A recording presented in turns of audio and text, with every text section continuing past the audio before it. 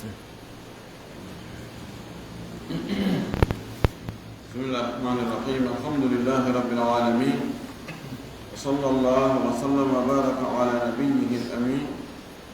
وعلى آله وصحبه ومن تبعهم بإحسان واستنى بسنتهم وسلك طريقهم إلى يوم الدين. اللهم لا علم لنا إلا ما علمتنا إنك أنت العليم الحكيم. اللهم علمنا ما ينفعنا وانفعنا بما علمتنا وزدنا علما. اللهم اجعل علمنا حجة لنا لا حجة علينا. رب اشرح لي صدري ويسر لي أمري واحلل عقدة من لساني يفقهوا قولي. قال المؤلف رحمه الله: باب جواز الشرب من جميع الأواني الطاهرة غير الذهب والفضة، وجواز القرى وهو الشرب بالفم من النهر وغيره بغير إناء ولا يد، وتحريم استعمال إناء الذهب والفضة في الشرب والأكل والطهارة وسائر وجوه الاستعمال. عن أنس رضي الله عنه قال: حضرت الصلاة فقام من كان قريب الدار إلى أهله، وبقي قوم فأتي رسول الله صلى الله عليه وسلم بمخضب من حجارة،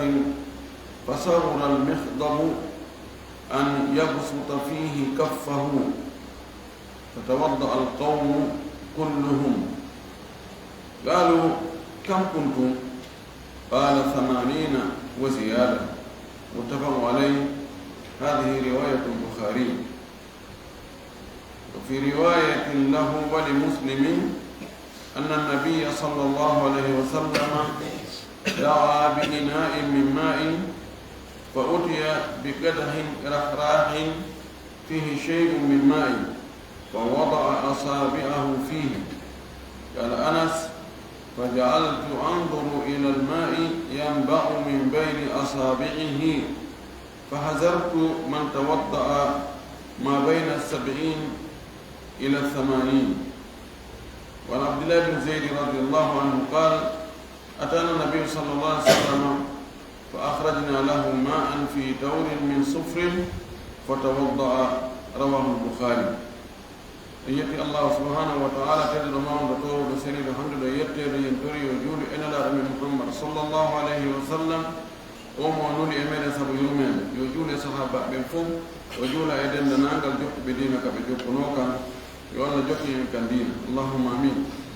walli fi do yalla yurmi namu waddi gal dam gal do ko gal watti temedere e sappo e jeegabal. oyi babu dambugal jawazi dagagol ashurbi yarbugol min jami'i awani tahirati dendanangal miranji laabudi di yarirgol ma yargol e majji gayra dahabi harana kange non wal fiddati kalis ɗum ɗon ittintinna. وجواز القرى دغغول توغول وهو شرب بالفم من النهر، دونك يرغول هندوكو e caangol ɗum woni tuubugol yarirgol hunduko ko caangol harana mira huñeɗi. wa gayrihi ko wona caangol wano kundu ma wundu fere ma ko wayto wanno بغير إناء كألداء مراهم أرنا يدغل مراهم كيرا ولا يدي وناجم وناجدي بجمو كريرا كجنگم. وتحريم حرم قلت قل مراهم كاني مراهم حرق كاني كنتفرا، والفضة ما حرق كالس كنتفرا. قل قلتم في الشرب يرغل قلتم، والأكل ما نعم قلتم، والطهارة ما لا بنا قلتم salligol gol ɗum malotol gol ɗum longal ma soorol gol ɗum. wa sa'iri wujuhi istimali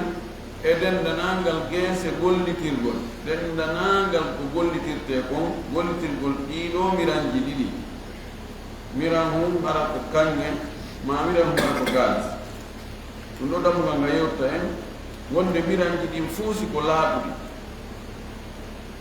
il faut to lagi kawti hutoradi e hutorade ɗen fuu ha heddi kange e kalis hutorale ɗe ontino yarira waɗa ɗon ko ñamete ñaama no lootora ɗon no waɗa ɗum salligo wonno ka sembore won noon e ma hutorgol ngol no woodi ko neɗɗo hutorta miracle no ɗuuɗi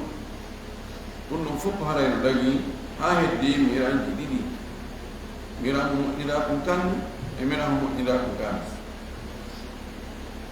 fi honno dagi e ɗiɗɗa fof woni ko sila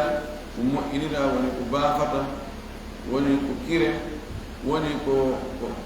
miracle hara ko lesaɗum ma ɗum hara ko leɗɗe ko rimi koroy ma kunnahoy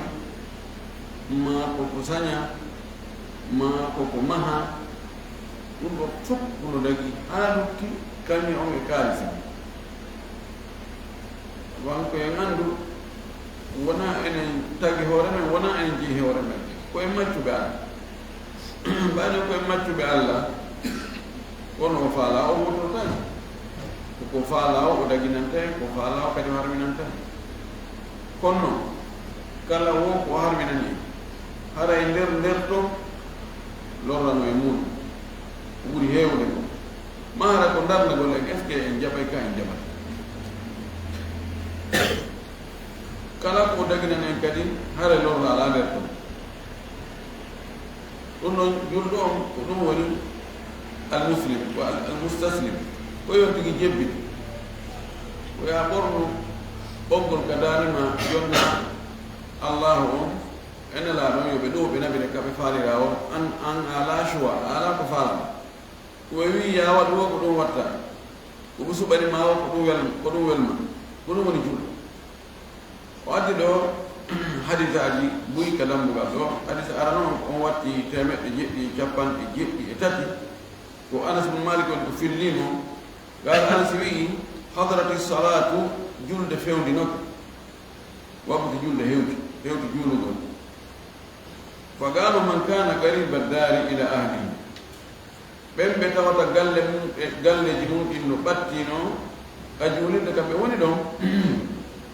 ɓattinoɗo galle oye mi weeye ka ɓeygure makko salligoy ɗo joni waktu hewti joni ko fi salligagol ɓe tawta galleji mum no ɓatti ɗon kaɓe wonno ɗon ka juulirde mo ɓe mi yeey ka galle muɗum salligagol woɓe ɓiya gaw mum woɓɓe go lutti ɗon ani ɓe galleji mum ala takko ɗon ma ɓe marano galleji ɓe gandi no wonno e mara galleji hoɓe ɓe ka leyjimɓe juulirɓe ahli sufa ɓen ɗon lutti ɗon o wi fa utiya rasulullahi sallllahu alayhi wa sallam bi mihdabin min hijarati nelaɗo addanoya miran hu wuppir kum moƴƴinira kum kaaƴe gasa ko lisira ko kaaƴe ma ko wa ko wi ko min hijara matiére mum on koko moƴƴinira kum ko kaaƴe mihdab ko miran ko no miran hu koko moƴƴina ka wuppe wuppir ɗum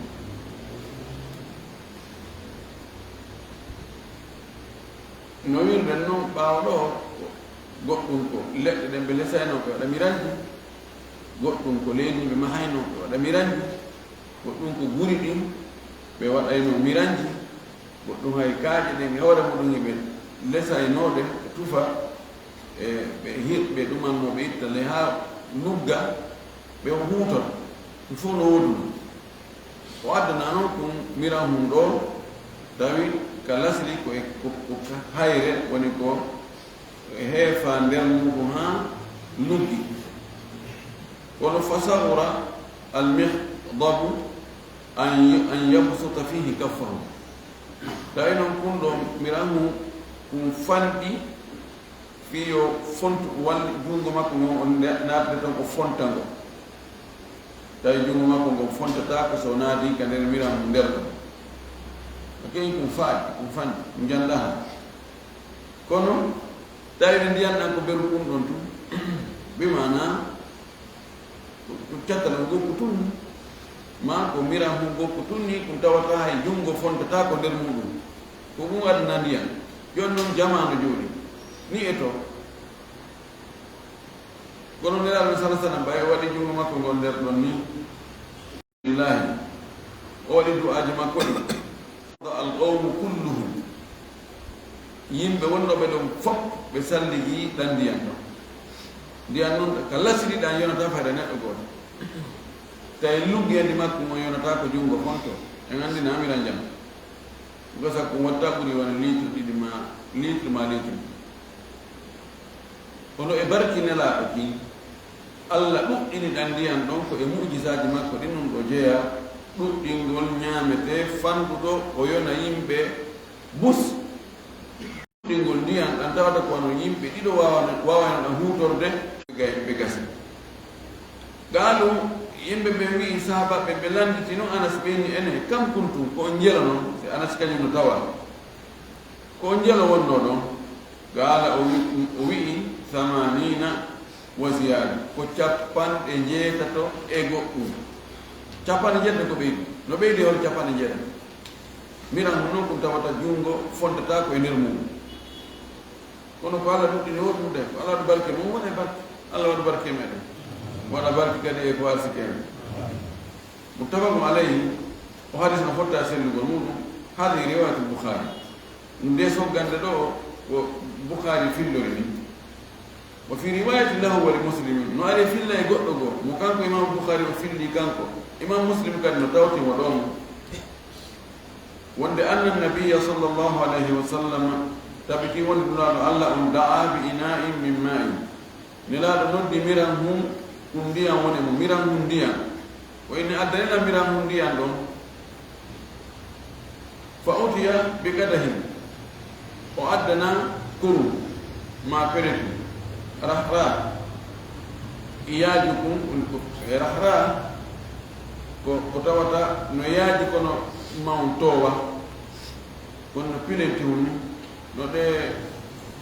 pilentije joni poore oval je no ɗe wayni woni rahra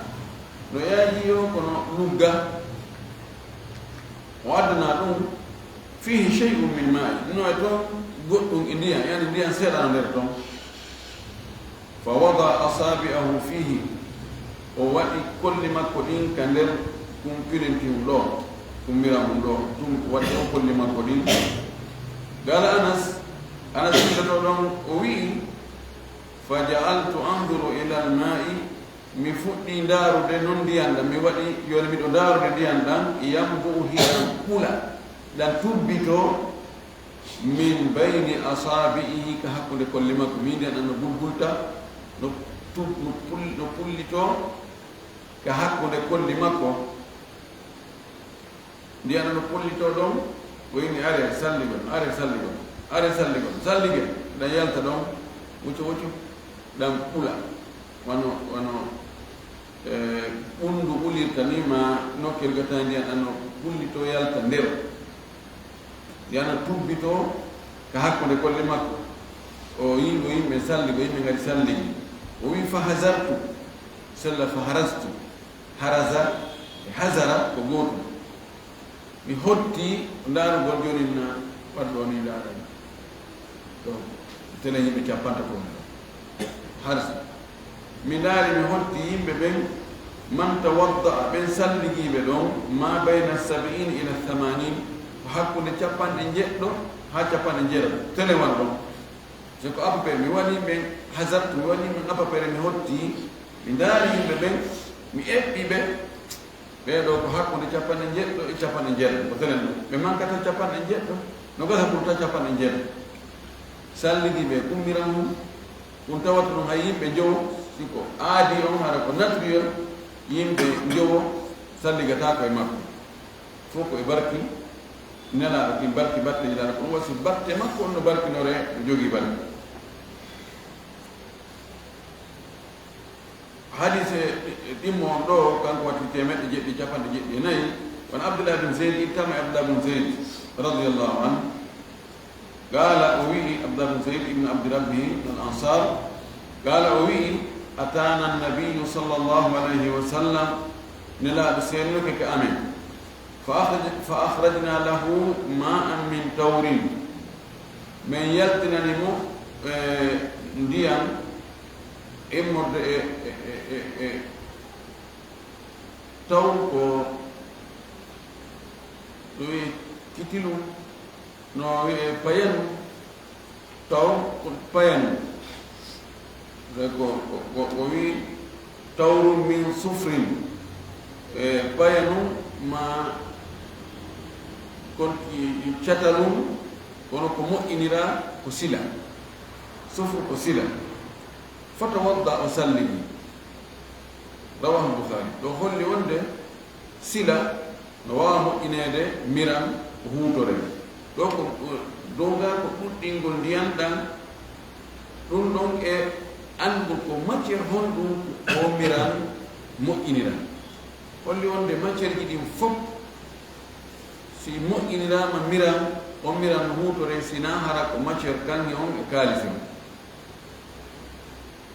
o wi assufru bi dammi sadi wa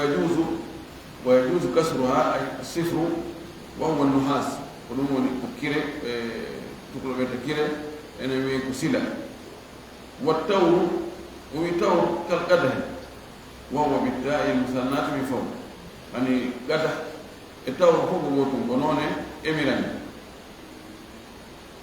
hadis tammon ɗo kanko watti temeɗɗe jeɗɗi capanɗe jeɗɗi joyi on jaabiri hitama jaabini abdillah radiyallahu anhu anna rasulallahi sallallahu alaihi wasallam da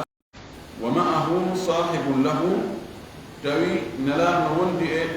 wondiɗo mum dimmo muɗum aw wa ma'ahu sahibun lahu ma hara gorko on no wondi toon e ɗimmojo mum o addi ɗo damir lahu ko ɗiɗo wowlaga fi muɗum nelaɗo hoddi o holli oɗo shanna ɗo ko shawahiduji ɗiɗi on ɗo shahiduji ɗiɗi woni ɗo shahidu arano on ko wonde guri so hoppama ma haysigi hoppaka so tawi koko dagi ñamugol woni guri ngin iwi e muɗum si tawi sito ndiyam si kala ko waɗa e muɗum no sella hutorgol ɗimmu ɗum woni no sella tuuɓugol ndiyam ñamu wonɗa ka yaaji ka tawata wata ƴettugol ɗan an maɗɗoɗa hara ko hunduko ma ko tigi woni ko tuuɓirta ɗo ga heno sella rawahu Bukhari o wi ashannu ay alqirba ko goto hadis naya gon ɗo wa anhu kanko watti temeɗɗe jeɗɗi capanɗe jeɗɗi jeegom an Hudayfa ibnu Yaman radiyallahu anhu qala o wi kanko Hudayfa inna nabiyya sallallahu alaihi wa sallam nahana anil hariri والديباج والشرب في آنية الذهب والفضة وبكم حذيفة نلا حليمة إيلو عن الحرير ورنا دوتونك حرير والديباج إدي تونكي يتري ديباج إيلو من تونكي تبقى لا تري حرير الديباج نبطني حليمة إيلو نون إدي تونكي والشرب في آنية الذهب وهذا من كان يربط ميرهم كان والفضة ميرهم كالس ميرهم فأكو كانكم تفيرا ما هذا كالس تفيرا ميرهم من يربط مكان هذه وقال وي كان دار باو هذه منهم تون يربط دي تون كورو دي تونكلا دي وهي دي دو لهم كم بهفر بنجي في الدنيا كأرض وهي دين كدي lakum ko onon julɓe wodani fil akhirati kal akhirah sendi Allah no jonni ɓe ɗum no kamɓe ka adnaga ɓornagol hari ɓornagol dibaji ɓay kamɓe ɓe ala ko ɓe sali ko julɗo wiyata min ɗum ɗo mi wakkilaki ɗum ɗo no harmi ɓay kamɓe kamɓe ɓe jaɓali wonde no harmi kamɓe ɓornoto e miranji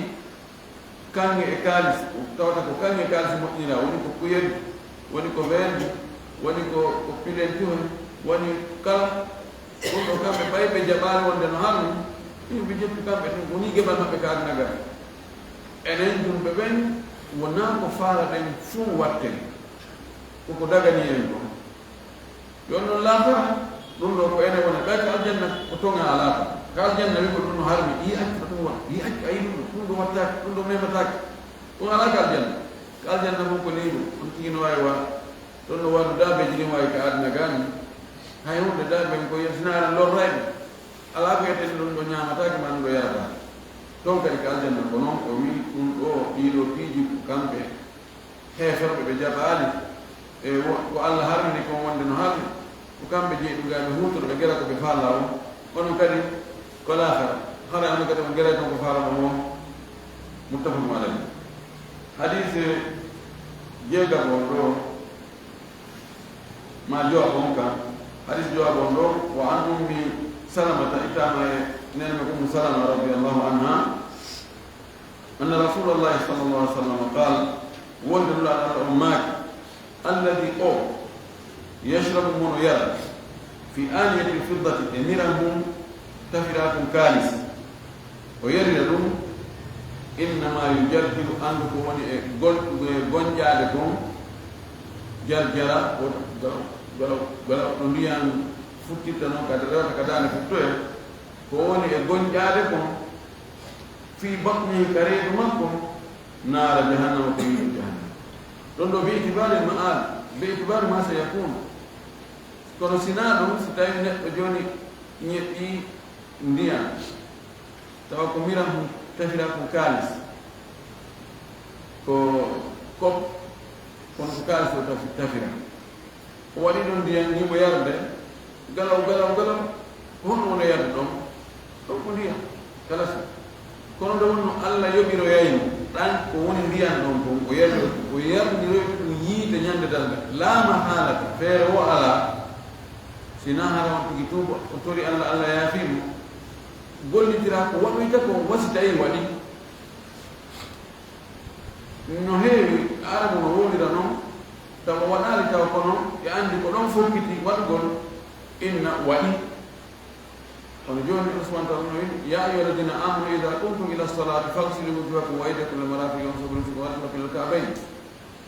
so immani so ngino darnike julde nden sallige man nakam fi darni julde nden o salligo to ko salligi so lande julde kono ɓay so salligi ko ɗogo fokkiti wayi wa sayi kono ko ganatunno makan no e innama hiya fi nnar hiya fi nnar hiya fi nnar o wi o sonnajo andirano no lorri kawtal muɗum o wi himo ka yiide ɓe ɓanma sey kum waɗa wi noon inna lam yakun amwalaytama zulman innama yakunu fi butunihim nara ɓe ñamoɓe jawde alyatima e hoore tooñe ko ɓe woni ñamude gadeɗe maɓɓe ɗon ko yiide mana ɗon nayite to gasa ko maaro barabara e ɗum ɓe woni ñamude kono sakkitode mo joddi mum ndi resonata mum on ko yiide wonoyta gollitira wassari wadde o wi yari o miran mum tawa ko kaalisi ɗum tafira ko yari ko ndiyan ko waɗde mo yeeri ko ji o waɗde mo yeeri ko ɓiraɗam waɗde mo yeeri ko njuuri ko kala ko waɗde mo yeeri haray yo andu ɗon ɗum ɗon si Allah yaafaki mo ko yiite waɗoyte ko gonƴoyo ɗum kadi ñande dalgal muttafaqun alayhi ko fi riwayati li muslimin no e filla e mo imam muslim weddori kañum ko la maki ɗon inna alladi yakulu mo andi ga ko yari ɗo miran mum kaalis ɗono oɗo riwaya no ɓeydi inna alladi yakulu aw yashrabu fi aniyati lfiddati waldahab o riwaya muslim o weddori ɗo piiɗi no ɓeydi ɗon ñaamugol ngol to ko yargo tumono on ko ñaamugol no ɓeydi ɗon kadi o waɗɗomo dahab e kanji miran mum kanji ɗo ko miran mum kaalisi tum luttuɗo o ko riwaya ɗo ga tundu harayno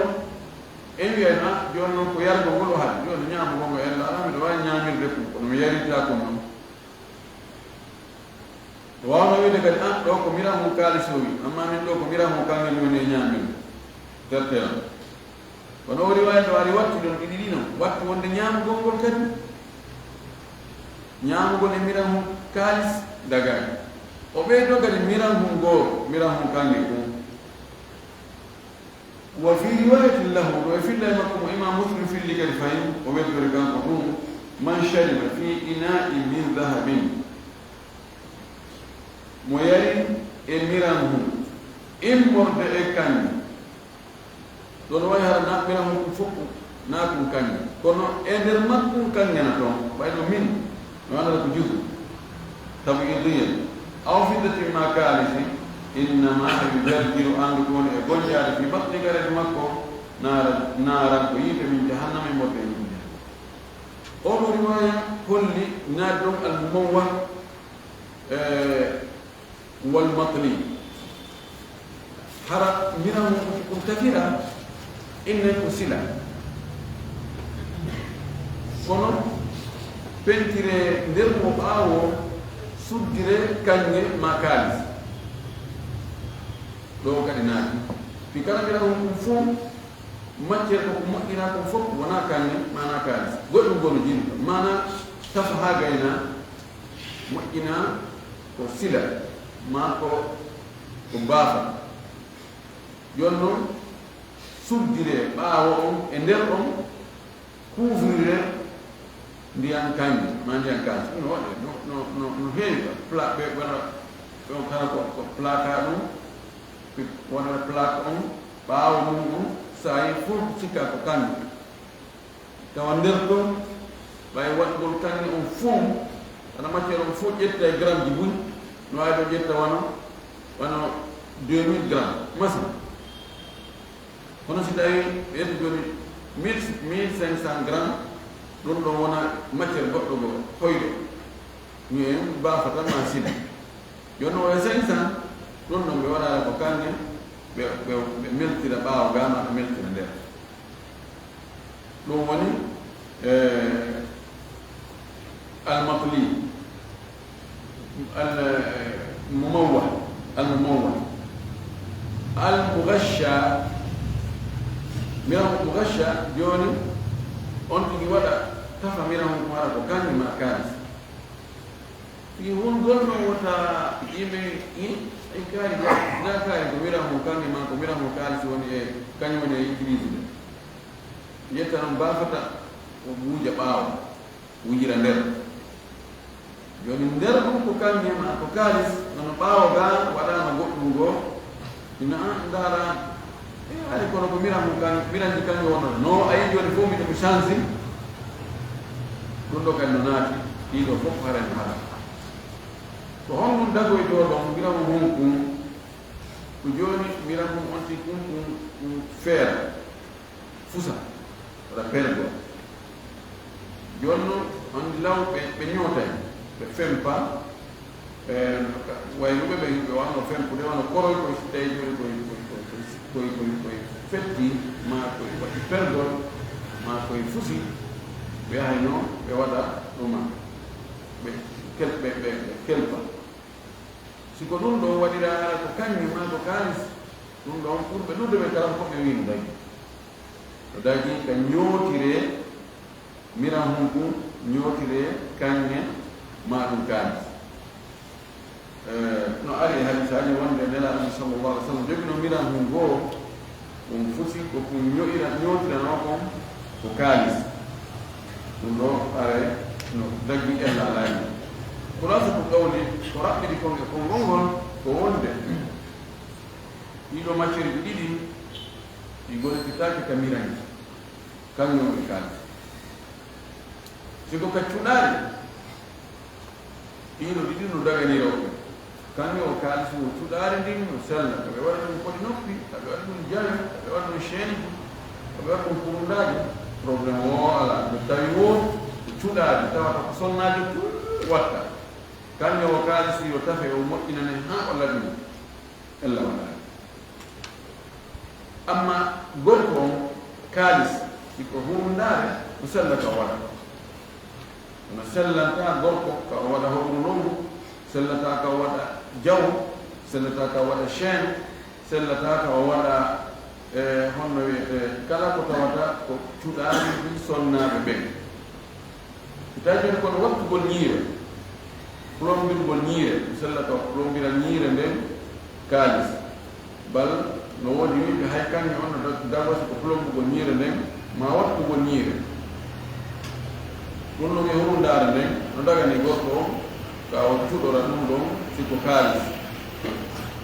amma miranji ɗi woni ko cuir ko waɗɗe woni ko fourchette woni ko verre woni wo ɓay ɗum ɗon utilisation ɗon wona debbo tum dagataka ka waɗe miran few puisque miranji ɗin utilise gongol wona rewɓe ɓe ɗo ɓen tum utilise kono cuɗaari ɗin no annda cuɗaari debbo ɗum noon koto debbo ɗum gollitirta gorko cuɗotaari ɗum hay waɗgol lunette lunette je ɗen so tawi jooni waɗgo lunette hara ko kanni e cadre hara ko kanni ma ko kaalis si tawi debbo on ko kanko tincuɗorta ɗum ɗo kanko to watta lunette je ɗen tusalla ka waɗi gorko on noon dagata ko kam waɗa lunette ji tawa cadre on ko kanni ma cadre on ko kaalis en toon kala subhanahu wa ta'ala fami dina kan haala sellu tirgo jamana ko ɗum dawana alhamdulillah rabbil alamin wa sallallahu wa sallam wa baraka ala nabiyyina